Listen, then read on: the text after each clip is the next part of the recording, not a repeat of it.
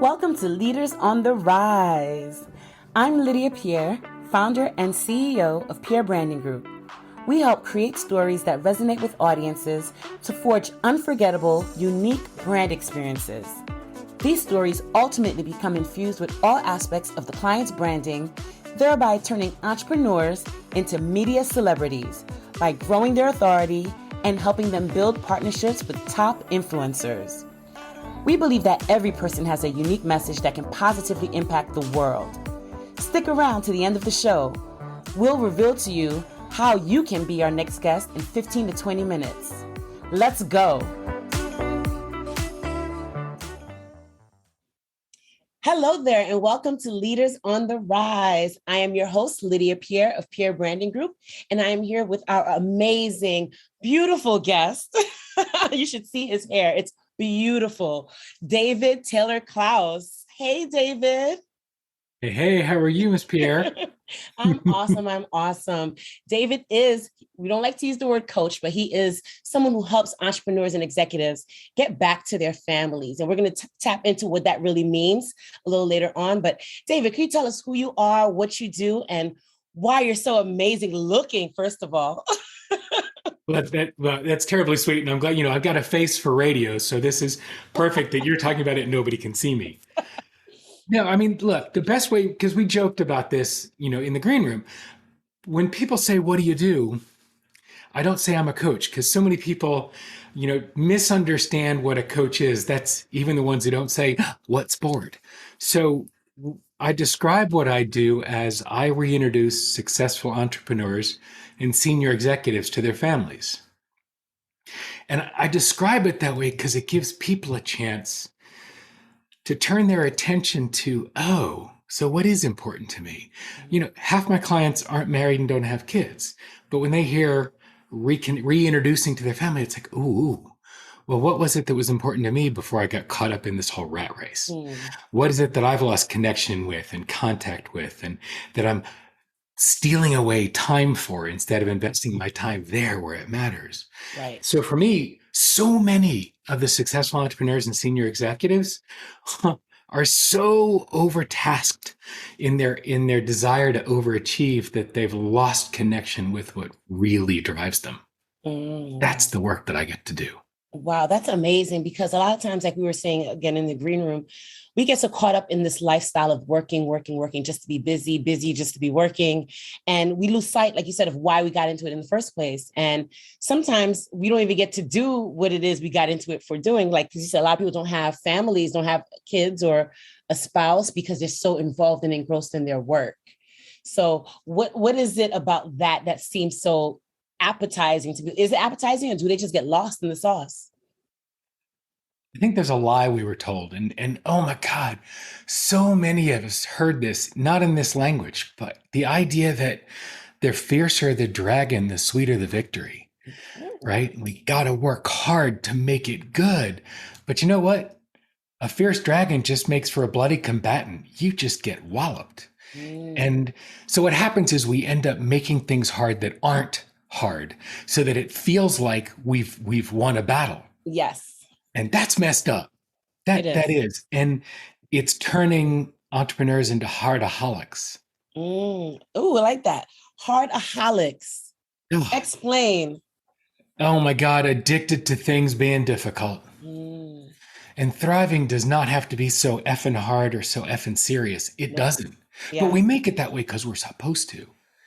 And if we get caught up living the should life, man, it's harder to get to the good life. Yeah. And it's making it hard is not the way there. You know what? I think we feel we have to do that in order to justify how we got to where we are, just so people don't point at us and say, oh, it was easy for them, or they had a silver spoon, or it was handed to them. And that's the lie. Yeah. That's the lie right there. It's not, if it's got ease to it, right? If it's easeful, it doesn't mean there was no effort. Like the work that I do and building my practice and doing the work that I do, it takes a lot of effort. But because it's in complete alignment with who I am and why I'm here, there's a lot of ease to this. Yes. And I think we get so caught up in the social judgment stain of the word ease or easy Hmm. that that's the other pressure to make things that if it's not difficult, it's not worth it because we didn't work hard. Well, Right. Right. Right. when you're in your zone of genius, when you're doing what it is that you're meant to be doing, that you love doing, that feeds you in the doing of it, oh my God, there's a tremendous amount of ease and flow there, Yes. right? And it looks natural to someone else who doesn't have that particular skill or talent. It looks easy. It looks easy because you make it look easy, but it's because you're flowing, right? Well, I mean, look, think about how many videos there are on social media, right after the Olympics. Everybody's saying, "Oh my God, they make it look so easy and so effortless." So I'm going to go out and try it and end up in the hospital, or Mhm. going viral on YouTube. So it's we can't tell what it takes to make it look so easy. Right, right, right. It's easy when it's in alignment. I like that. And how do people get in alignment? What is the work that needs to be done to get there? For It those who starts may not with know what alignment is, you Well, know. it starts with looking in and doing the work to find out and uncover what your values are, what your drivers are, what moves you, what lights you up, and what doesn't. Mm, And filling your life with the things that do. You're aligned, you're in alignment with what it is that your values drive. And this sounds really esoteric and out there. But when I work with executives, I can't tell you how often I get I want to grow my company. All right, great. So then grow your people, right? Oh, and if you want to grow your people, you start by growing yourself. Leadership always starts here yes. in your core. And too many times, the equivalent in parenting is the fix it parents who are Mhm. like, take the kid to a specialist, go fix them. Right, right. No, sweetie. That's not Yeah. how it works. The real help is helping the parent be a better parent and better help that kid. So you have to know who you are as a parent and who that kid is Mm. and what they're wired like. It's no different. The only difference between leadership and parenting is one audience is usually shorter. All the skills are the same. You have to know yourself and you have to know your people. That's the beginning, That always. is awesome. And similar to that relationship, you understand that your children are an investment in your future, the same as like you're saying, whether you're a CEO or whether you're the boss, those people who are you are leading are an investment in your own company, right? Oh, absolutely. Right. A boss knows how many people report to him, Yeah. right? He can count them off. A leader knows how many people she's serving. And as Mm. a leader, you're really serving those people. You're helping to grow those people. You're giving them a direction. There's a massive difference in approach. Yes. And Yes. it's like that with parenting too. Mm. It's interesting. Our approach is always we're raising adults. They just happen to be kids while we have them. And it's a Ooh. different way of looking at Say it. that one more time. One more time. It's that we're raising adults. They just Yes. happen to be kids while they live with us. Right. Right.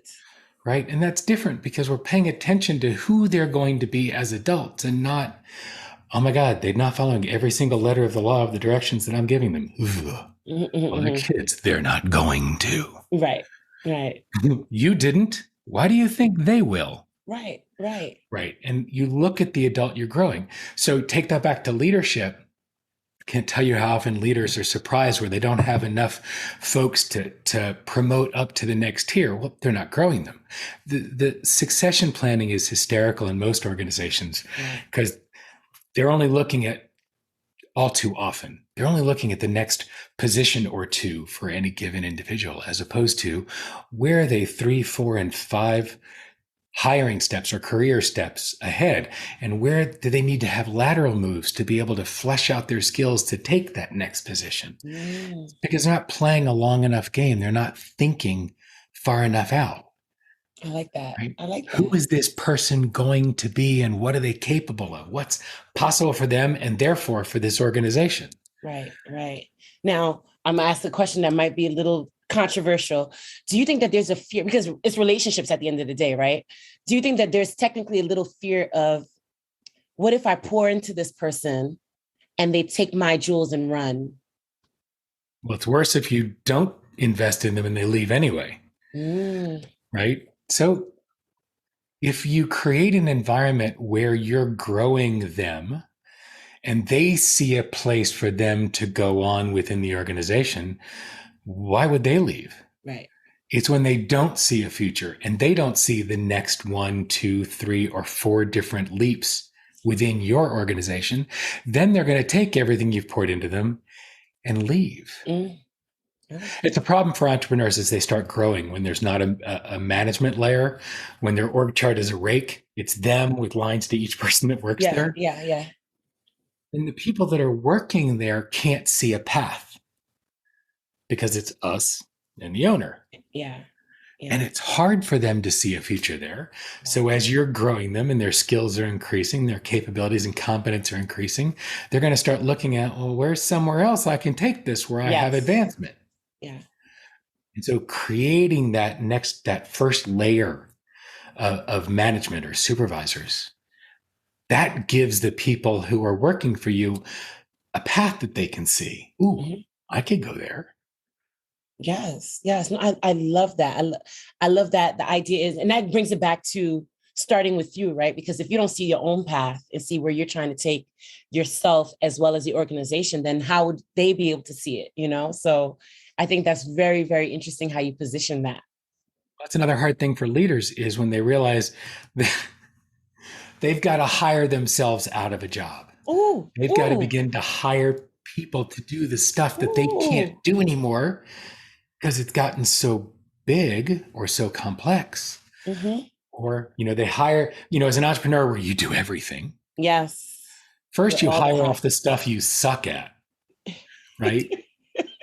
Maybe you hire an assistant or you hire somebody over here in production or God help you in delivery, something. You hire away the things you can't physically or you possibly do, right? Well, then you start hiring and building management layers. The company expands and you have to scale. You get to a point where you're just leading your direct reports and they and the systems are running the company. Then you're like, oh, wait a minute. All the things that I used to do to make this company successful, I don't have to or get to do anymore. Right. Uh-oh. Right. Well, why am I here? And there can be that crisis of, I don't belong. We go right back in that company. circle where we started, where it's like, now I'm not working hard enough anymore. Or like one of my clients grew the company from 0 to 6 million, hired the second level of management where he was no longer in charge of sales at all. And he looked at his company and said, I got people to run this. And he turned to his wife and said, honey, I have time now. And she took the 7-year-old twins and filed for divorce. It was too late. Oh, wow. And that happens, well, not with the twins, but that happens a lot, where all of a sudden they grow the company or the systems or the processes to a point where they have more time and they turn to the family and what family? Wow. What friends? What community? That sucks. Yes. So how can, and I'm sure this is part of what you do with the reintroduction of them to their families, how do you do that while they're growing so that they can be able to have time for their families as well as for this baby that's their company that they're growing? Right. Well, first thing is stop treating it like it's your baby. No joke, because I published a book a while back and everyone I know who's in that author phase, they say, I can't wait till my baby gets out there. It's not your baby. This business is not your baby. Right. Because you better be more invested in your baby than your business, right? Right. Because what happens is if you're treating it like a child with that level of sanctity, well, if it's going to fail, it's going to fail. It's better to fail fast and fail cheap and launch something new, but we don't throw out a baby if it's not sleeping. Right. So that's one part that's dangerous is holding a warped lens on your business. This is one way that who you are and who you're meant to be here, that's how you're showing up in a work frame. Okay.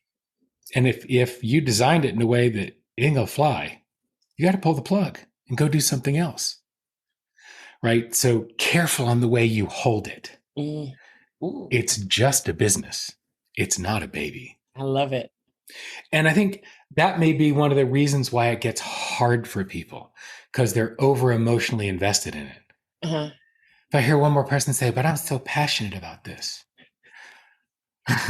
it's still a business. It's still a business. I hold that you're passionate about the impact that you're able to have, Mm-hmm. right? And what it is that the work does and how it changes the world around you. Yes. But if that structure or that financial organization is not going to work, you got to change it. Yeah. And you may have to let this one go and start something new or go explore your passion somewhere else. But God help you if you treat it like a passion. Right, right. Wow. And you might also even want to grow it into something that you eventually sell. Right. Or you grow it into something that's too damn big for you to run. Right.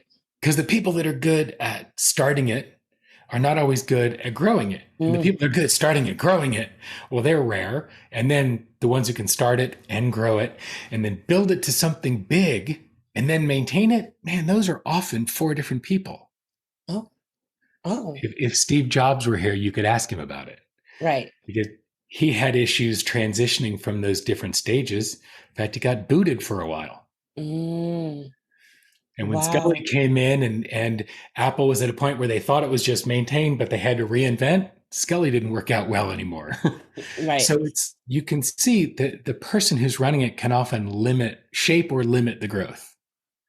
So yeah, you might grow it to a point where it's time for you to sit in the chairperson chair, right? Or owner, but not involved in the day to day, where you're just getting mailbox money. There are lots of ways it can turn out. Right. But if you're invested in it like it's a baby, damn, you're stuck. Wow. Stuck. Wow. Wow. So let's talk about you a little bit. How did you get to where you are? What made you decide that you were going to go from, because I'm sure you were an executive at some point, right? I've been an entrepreneur for 30 years and I have served corporate from outside. That was a decision super early. Wow. Yeah, I was really good at getting fired. Yeah, so it was easier to work for myself. Absolutely. But that's awesome that you had enough insight to know so soon that you were better on the outside. How did you make that happen for yourself? Oh, there's a fine line between brave and stupid. Ooh. And it was a time where I loved technology. I had a chance to join a company as a partner in working with doing network consulting, implementation, and support for ad agencies, PR firms, marketing communications firms, and commercial printers. Okay. And this was in the 90s. So technology was sort of, entering that irrational exuberance, right? And then our ad age, so I was having a blast doing that because our approach and the language that I put on it was that the silicons should always serve the carbon. The computers and the networks and the technology should always serve the way the humans worked best. Right. And we were already beginning to adapt the way we work to, well, this is what the network will do. It's like, no. Okay. Right? So that separated us out from the fray. And so we, in the creative world, we had great growth. Then our ad agency clients were saying, what's this internet thing?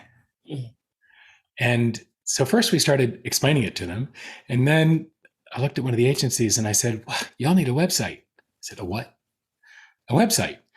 And in early 95, we were helping agencies build websites so they could understand what it would be and they could use it for their clients. And so we sold the first website and then I had to go learn how to code. Oh, wow. Yeah. Set yourself up for that one. Yeah, I did. I was like, wow, and it sold really quickly. Damn. So, and that's common for entrepreneurs where you sell ahead of yourself. Well, right. And what do?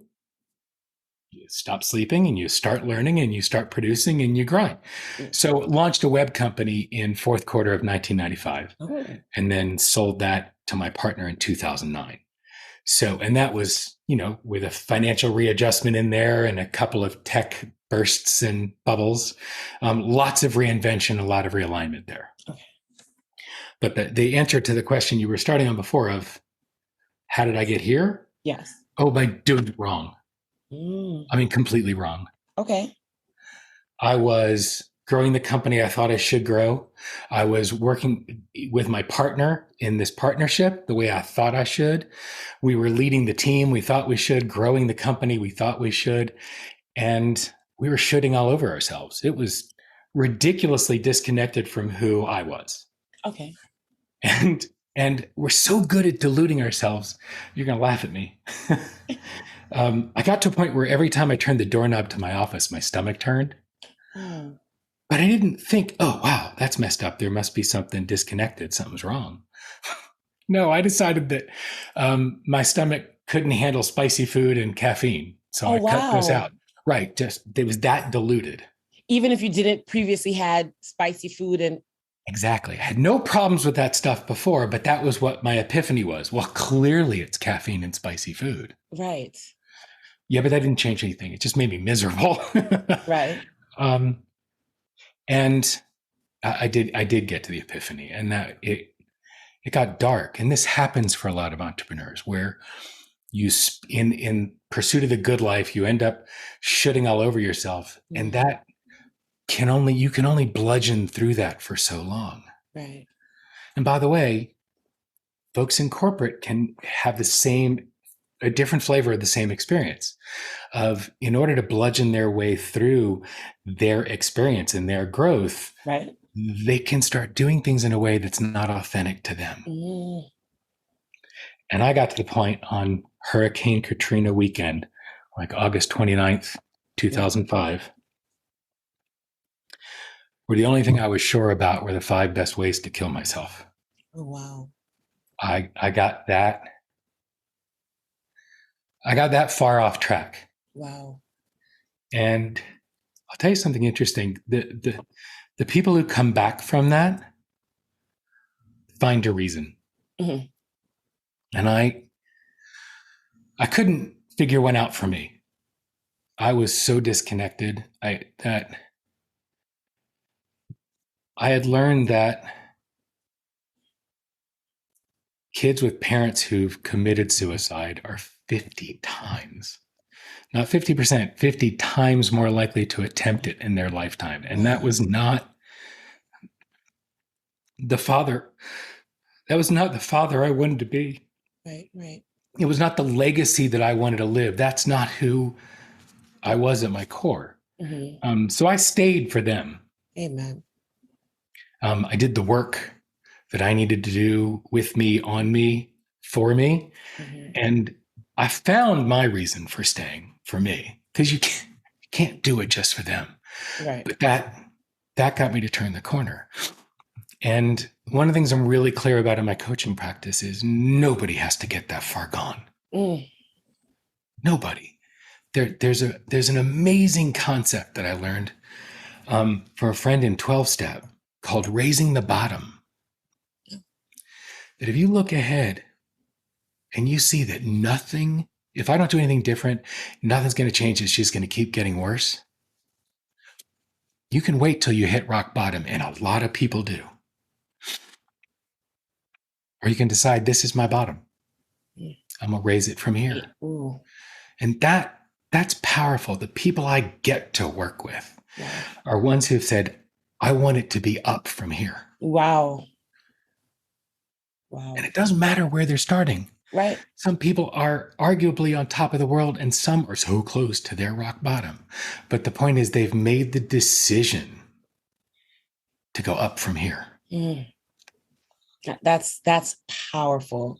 I mean, to be able to have the oh, wow. First of all, that was so touching. Thank you for sharing that. I mean, I know that wasn't easy, and really appreciate that. And it's all about creating safe spaces, especially when it comes to the struggle that entrepreneurs have, because people see us, they see how vibrant we are, how energetic, and it's like they think we've always been here. And a lot of times those people who are that bright light are the ones who came from a very dark place, and they had to find that light and then become that light. But there was a decision they had to make in order to do that, to make that happen, and that they continue to have to keep making, because we don't keep waking up like this.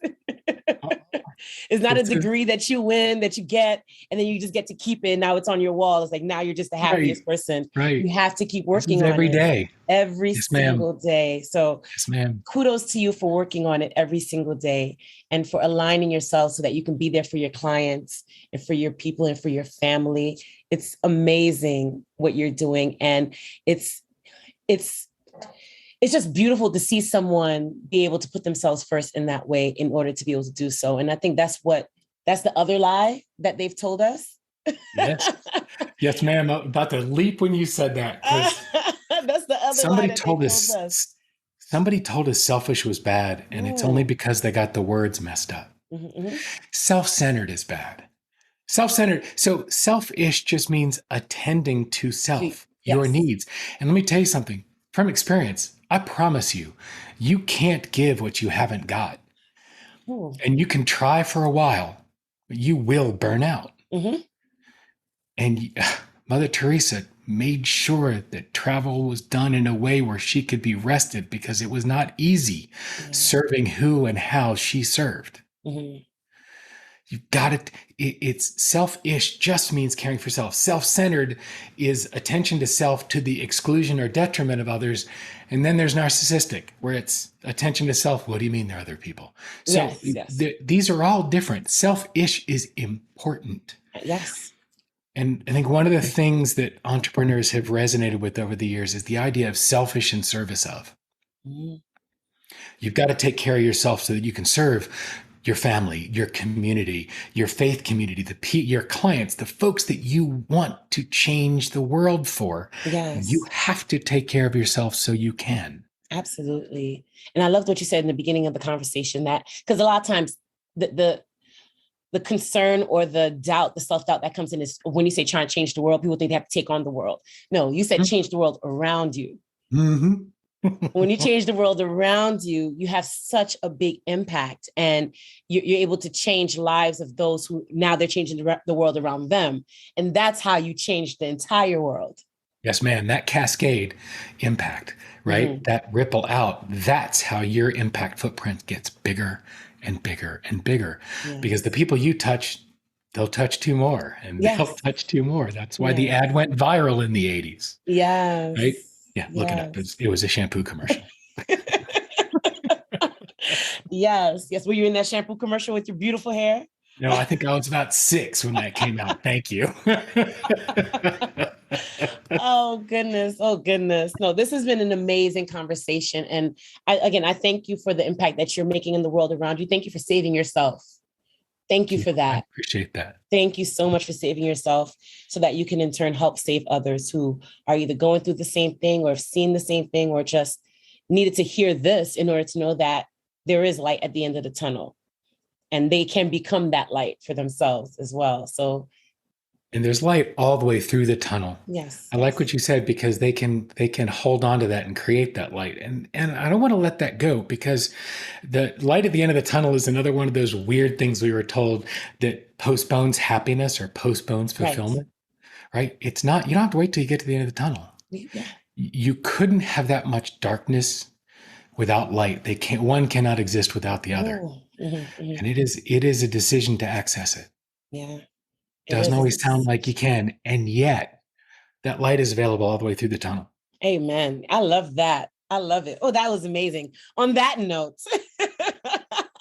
I know. I love it. This was not what we were going to talk about. I love where we went. And thank you for creating that space for that message to get to people.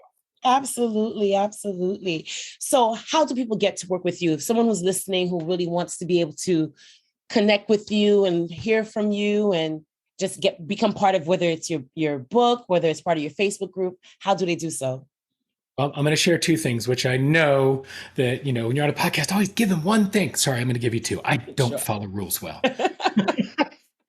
One of them is, one of the things I needed when I was coming up as an entrepreneur was a framework to use to make stuff that I learned stick. Because, we're all drinking from the fire hose. So I created with my co-author something called the Rewire framework.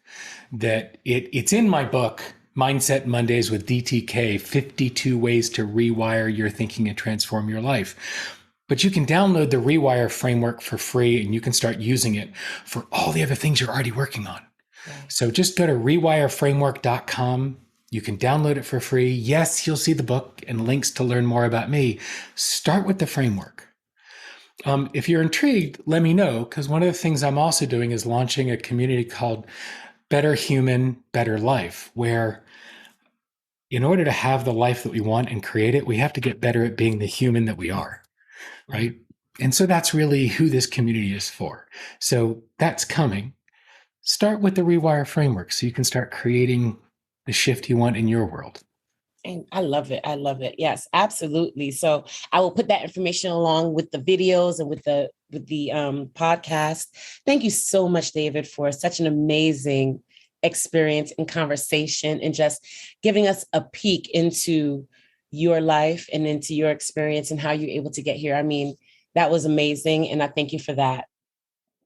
Thank you for creating this space. And I look forward to our next conversation. Absolutely. Absolutely. And again, if you want to learn more about David Taylor-Klaus, you're able to go to dtkcoaching.com and be able to learn more information there, as well as the website he just gave you for the framework. And again, thank you so much for your time on Leaders on the Rise.